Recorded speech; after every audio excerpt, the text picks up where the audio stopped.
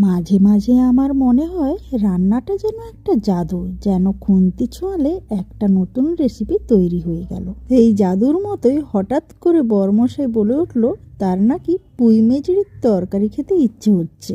এই একটা রেসিপি কতটা ঝক্কি আর কতটা খাটনি বলুন তো। মনে ঝক্কি রেখেই আনন্দ সহকারে চলে গেলাম জাদুর কাঠির মতো রান্নাটা করতে। তবে আমি আজকে পুঁই মেজড়িটা অন্যরকম ভাবে একটু করছি। সবাইকে স্বাগত আমার এই ছোট্ট চ্যানেল ওয়ার্ল্ড অফ অদিতিতে। যে কোনো রান্না সাধারণভাবে না করে একটু অসাধারণ করলে দেখি খাবারটা কিন্তু অন্যরকম লাগে এবং বেশ সুস্বাদু লাগে। এরকমই পুঁই মেজড়ির তরকারিতে আজকে আমি সবজি দিয়েছিলাম আলু, গাজর, বেগুন এবং পুঁই মেজড়ির গায়ে যে শাক পাতা লেগেছিল সেটাও দিয়ে দিলাম। আর মশলাতে দিয়েছিলাম আদা বাটা, জিরে গুঁড়ো, পেঁয়াজ, টমেটো কুচি, আর দিয়েছিলাম অল্প হলুদ গুঁড়ো, লঙ্কা গুঁড়ো, চিনি, অল্প লবণ। বড়মশাই গিয়ে খুব খুশি। তোমরাও বাড়িতে এভাবে বানাও।